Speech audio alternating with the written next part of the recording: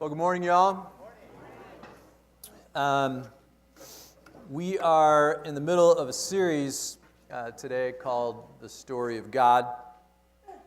And we're really studying how God has revealed himself throughout history and trying to understand better who he is, his character, who he's not, what we can know, what we can't know, and really how mankind has experienced the presence of God throughout history.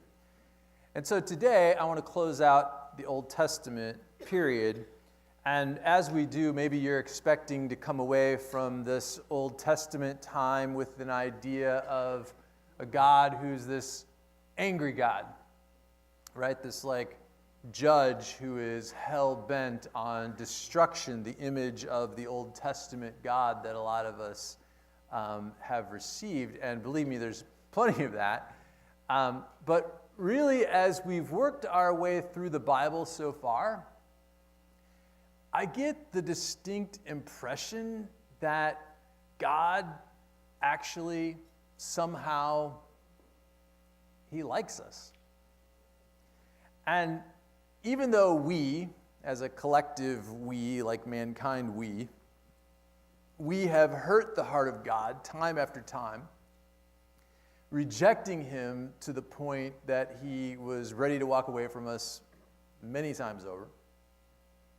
For whatever reason, we've seen it. He sticks it out with us. Through it all, he continues to make us to feel his presence and his love throughout history. There's a Hebrew word in the Old Testament, and the word is kavod. And it's a word that's really used to describe the indescribable, which is the visible manifestation of the presence of God. Whenever the invisible becomes visible, and whenever the omnipresence of God allows himself to be localized, in other words, that he limits himself to a physical point in time, a physical place, that is kavod. This word translated into our English Bible as the glory. And so we would refer to that and say the glory of God, the kavod of God has filled this place. And sometime after the writing of the Old Testament, Jewish scholars began to describe this phenomenon in a more detailed way, and they call it the Shekinah glory. And I want to be clear that the word Shekinah does not appear anywhere in the Bible, but it's a great word that I think is incredibly descriptive of this idea that the glory of God is dwelling among us. So it takes the kavod, the glory part, and it really brings it to the point that the glory of God is right here in our midst. We're living among the glory of God. And so when God appears to Moses on Mount Sinai twice, it was his Shekinah glory. As God appears in a pillar of cloud by day and a pillar of fire by night as he leads the Israelites to the promised land, it was the Shekinah glory of God. And when God instructed the Israelites to build the tabernacle that Greg described last week, it was his Shekinah glory that filled the courtyard. And so the incredible thing is this to me. In spite of this long history that we've seen of mankind in every generation continuing to push God further and further away, it really seems like there is this desire of God to just want to be with us. That he physically wants to be in our presence, and it's unfathomable, really. And so now, as we transition from the temporary, so to speak, to the permanent by moving from the tabernacle, which again, we talked about last week, is this kind of glorified tent, into this huge upgrade, which is the Temple of Solomon in all of its glory. A temple so remarkable, in fact, that it would be a place where even God would be proud to reside, as King Solomon would describe. And King Solomon is the one who built this temple on behalf of his father, King David. The temple, the architecture, the structure, the finishes that it took to construct this thing was absolutely staggering. It's estimated that there were more than 30,000 workers and that it cost more than $600 million by today's standards to get it built, but they got it built. It was located right in the heart of the Promised Land in Jerusalem, and it was considered to be the permanent house of God. In 1 Kings chapter 8, it says, when the priests withdrew from the holy place, the cloud filled the temple of the Lord, and the priests could not perform their service because of the cloud, for the glory of the Lord, the kavod, filled this temple. And Solomon said, I have indeed built a magnificent temple for you, God, a place for you to what? To dwell forever. That's what's in his head. So King Solomon is quite proud of what he's accomplished, and how could God not want to reside here in this beautiful place? This was to be the place where God would dwell forever. The place where the people could always know where to find God, and perhaps maybe even in the back of their mind, contain him. There's just one problem with that. God cannot be contained, no matter how swanky the room is. While we like the idea of the Shekinah glory, because truth is, we kind of like to keep tabs on God and know where that guy is at all times, so we can maybe sneak out and do our own thing and make sure that we're not being seen or watched when we want to do our own thing. What we will discover is that God will not and cannot be contained, nor can he be held captive to the four walls of the little box that we like to keep him in our lives, when we compartmentalize God over here and we kind of take him out and play with him whenever we want and then put him back in the box when it's convenient for us. Truth is, we all do our best to contain God. We all do our best to limit God's presence in our lives, but here's the truth. Our God, he's bigger than that. I would venture a bet that if you were asked, that we would all say that we would like to be closer to God. In fact, I'll go out on a limb and say that's why we're all here this morning. Whether you've been a Christian all your life or whether you're just starting out on your journey, I think that everybody wants to experience the presence of God in their lives. But is it possible that we don't want just too much of it? We want just enough of the presence of God to be wowed, but not enough to make changes, not enough to want to change in our lives, not enough to cramp our style, so to speak. It seems to me that there is this tension within the character of God, whereby we have this transcendent, all-powerful creator God who is omnipresent, meaning that he really is everywhere and transcends our notion of space and time. And yet we have seen that God, throughout history, has a desire to be with us in a localized way, in a physical way, to have his Shekinah glory, the presence of God, to have this overwhelming desire to live in the presence of man. And time after time, we see that play out in the Old Testament, and it boggles my mind.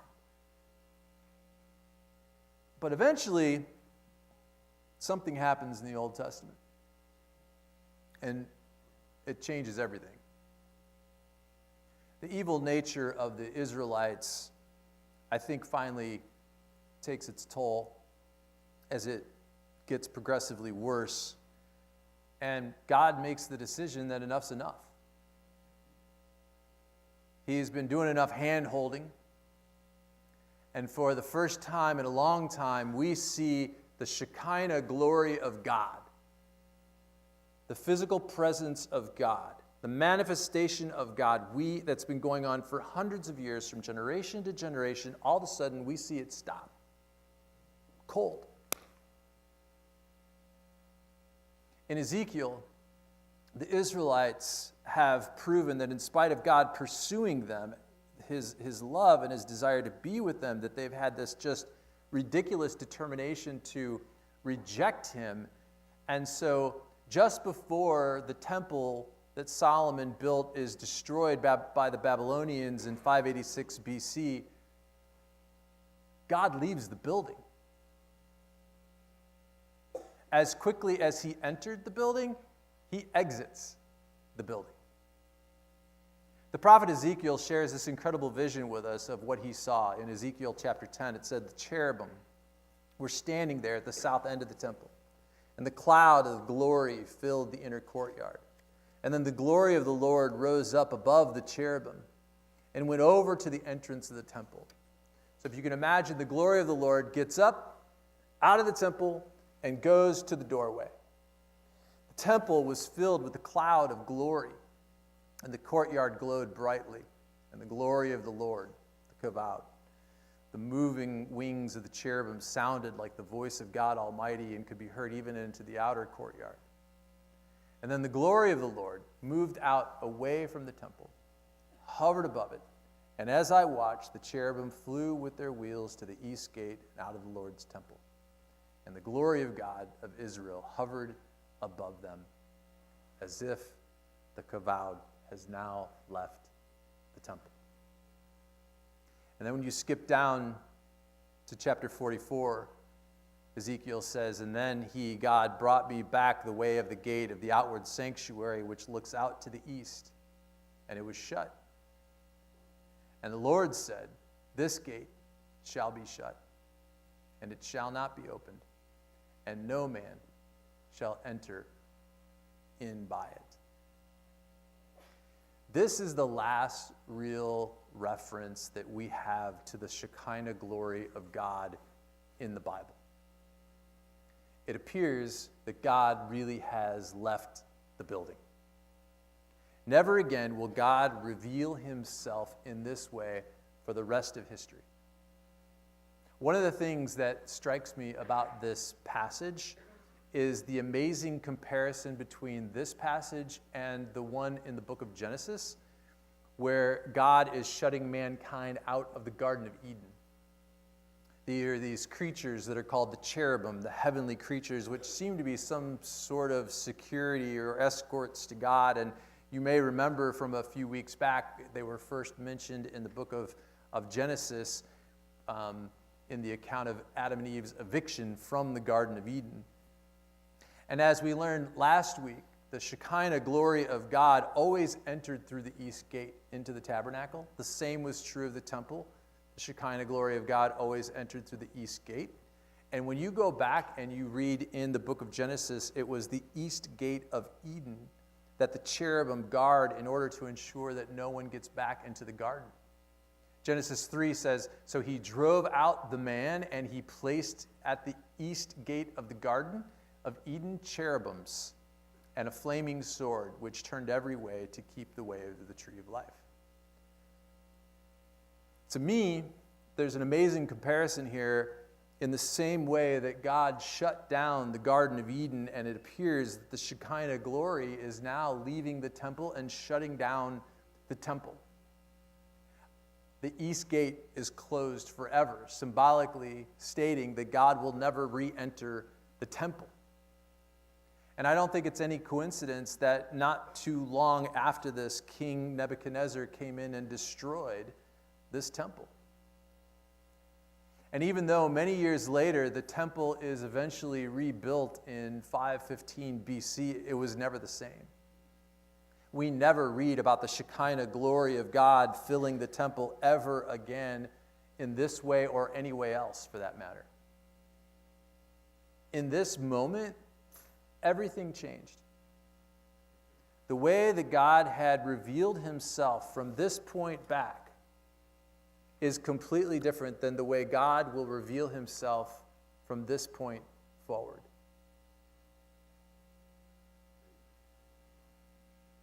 It is interesting to note that the second temple that was built is the temple where they brought Jesus as a baby to be blessed. It was this temple that Jesus, as he grew in stature, did some of his greatest teaching. So one could argue that this is the ultimate Shekinah glory of God revealing himself. But we'll get more into that in the weeks to come. But as the glory of God exits the temple, it is almost as if, and I'm not saying this literally, but it's metaphorically, it's almost as if the Spirit of God was released from the Holy of Holies, where he was held captive for so many years because of the sin of mankind, did not allow us to be in contact with God, to have this separation between us and God that kept God separate from where he wanted to be, which was in the presence of us, which was his original plan. God gets freed up, and now everything is different. And the way that God begins to reveal himself suddenly isn't as plain as it used to be. It's no longer physical. It's almost as if God says, okay, you've been rejecting me for so long, then you're finally going to get what you're asking for. And the physical presence of God was removed from this earth, leaving man to now finally ask the age-old question for hundreds and thousands of years. Oh God, where are you now? Can you hear me? Are you even up there?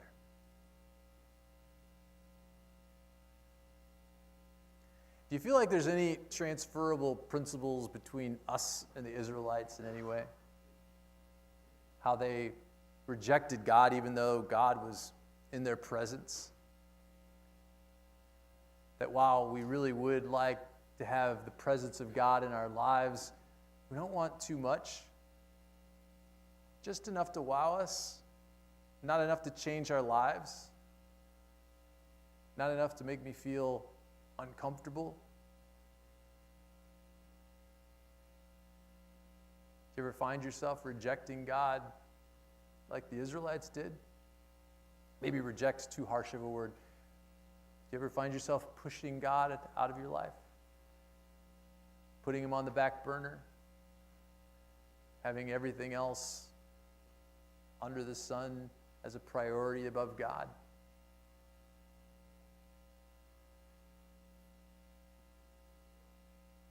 When I think of one of the greatest examples of how God revealed himself in the Old Testament, I can't help but think about this incredible moment that I think best describes the revelation of who God is in this encounter that the prophet Elijah had with God.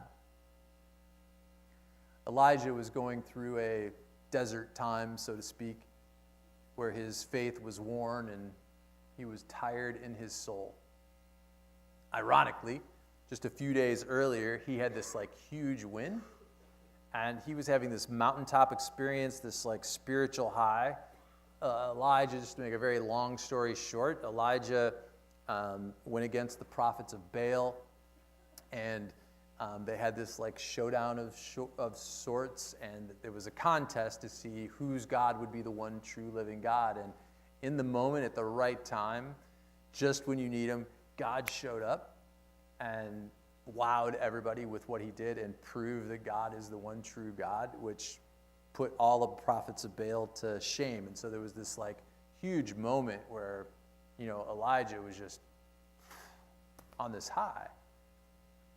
But we all know there's only one way to go when you're on the mountaintop. And it's amazing how quickly we can crash and burn from an amazing mountaintop experience where you feel like you're so close to God that you could just reach out and touch him, and then moments later just plummet into the depths of despair, just like that. But it happens. It happens to all of us. And in 1 Kings, we find out that Queen Jezebel, who is just as evil as her name is, heard that Elijah had just wiped out her precious Baal religion for all practical purposes that she worked so hard to build and profit from. And she was ticked. And so Jezebel basically puts out a contract on Elijah's life, and she wants to have him killed. And so we see that when Elijah hears that Jezebel wants him dead, Elijah was afraid and ran for his life. Now, it's nice to hear and to see that, even the best of prophets, we see them in their humanity, because Elijah does exactly what we would do in this situation, and we'd run too if Jezebel was chasing us, trying to kill us. And he runs into the desert and he hides. So, again, summarizing a lot, but get down to this final part of the story where Elijah finally sits down and says, Lord, I've had enough. I give up. Just let me die now. Have you ever felt like that? Where you just come to the end of your rope and say, I just can't take one more thing. I'm ready to go. Well, in this moment, the word of the Lord came to him. And God spoke to him and said, what are you doing here, Elijah? Interesting question, isn't it? Have you ever asked yourself that? Why am I here? What's the meaning of it all? Have I lost the perspective about what's really important? I think God is asking because he wants Elijah to focus in on the big picture. Like, what's your purpose?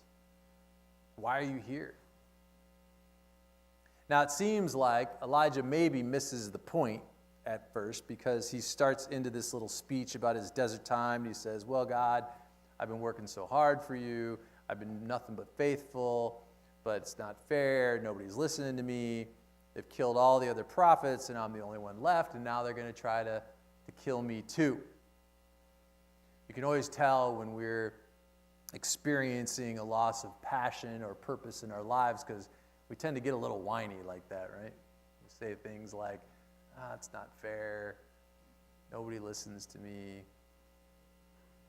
And I would maintain that the issue in these desert times is not a loss of passion for the things of life.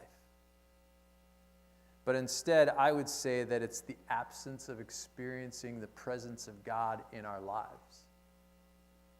To live every day with the knowledge that there is something more to this life. Something out there that is bigger than we are. Something that gives us a sense of purpose and passion. Well, God, somehow, being God, knows that Elijah needs a little inspiration. And so he speaks to Elijah and he says, go out and stand on the mountain in the presence of the Lord, for the Lord is about to pass by. Wow. What an incredible opportunity. The Shekinah glory of God is about to happen right here in front of him. He's finally going to get to see God face to face. Elijah had to be so pumped and full of questions, right? Like, I wonder what God looks like. Is he bigger than this mountain? Is he all white? Does he have a big old beard like Moses? Is he just kind of this bright, shining light? So Elijah steps out onto the mountain, and he waits to be wowed. And in 1 Kings chapter 19, it says, and then there was this great and powerful wind that tore the mountain apart. It sounds like there were just boulders shattering everywhere. I can't imagine standing in the midst of that. But it says the Lord was not in the wind. And after the wind, there was an earthquake. The Lord was not in the earthquake. And after the earthquake came a fire. But the Lord was not in the fire. So God did all these big and wonderful things, but he wasn't in any of it. God still had not yet revealed himself in this moment. And then after all this big stuff, it's like a hush fell across the whole world. And there came this gentle whisper. And Elijah knew this was it. He was standing in the presence of God. Elijah immediately covers his face with his coat because the glory of God was too intense. And when he finally had Elijah's attention, God says again, Elijah, what are you doing here? And with that, Elijah gets up and he heads out in his next mission. Only now he has a renewed passion as a man who's just been in the presence of God. I love that image of God. This gentle whisper. That's the God that I know. You know, I think we look for God in all the wrong places. We want the big. We want the wow. We want the Shekinah glory of God to appear right in front of us and set up camp in our living room. We want God to make it easy for us, right? But truth is that God did that for the Israelites for a lot of years. Hundreds and hundreds of years, and it didn't work for them. So what makes us think that we would be any different than the Israelites?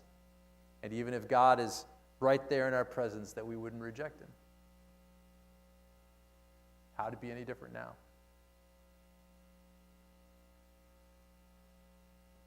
If you want to get out of the desert, if you're tired of trudging through the sand day in and day out, and it's time to stop. Stop trying to do it on your own. To experience the presence of God in your life, to allow yourself to hear the still, small voice of God asking you this. What are you doing here?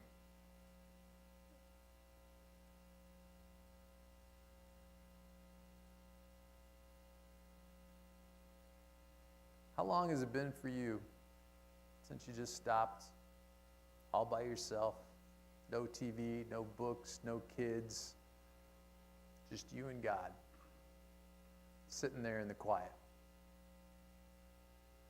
Can you last more than a New York minute?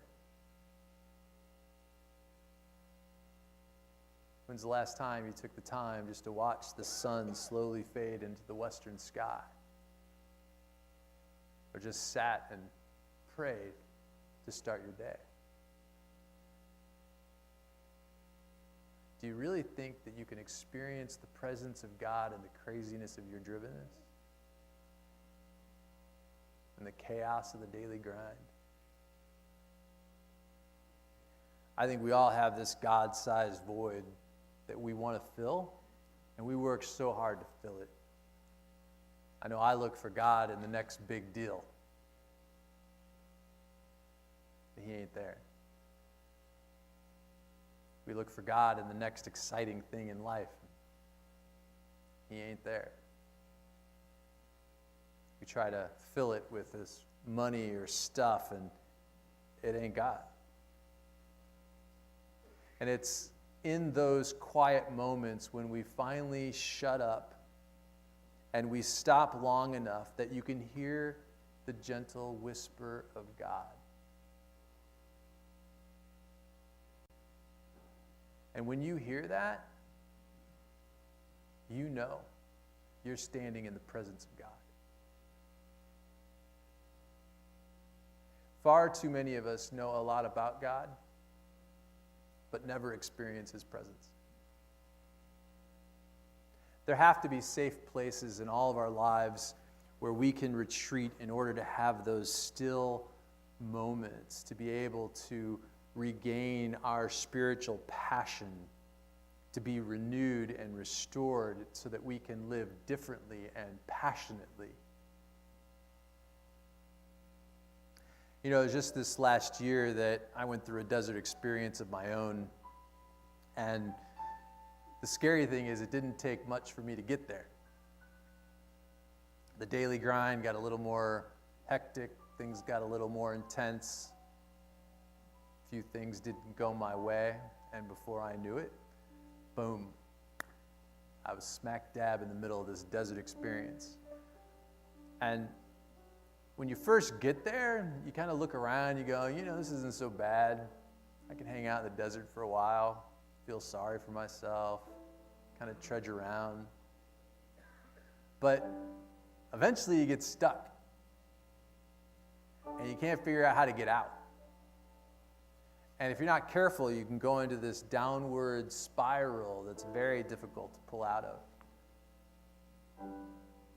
And I think it's when we finally stop struggling on our own long enough, when we can finally just stop and listen and to hear the still small voice of God, and when he finally gets your attention, he quietly whispers your name and says, really, what are you doing here? And suddenly we get it. There is so much more to this life than the way that we've been living. And it's only in the presence of God that we can find the strength to finish our journey well. The Bible says that God left the temple that day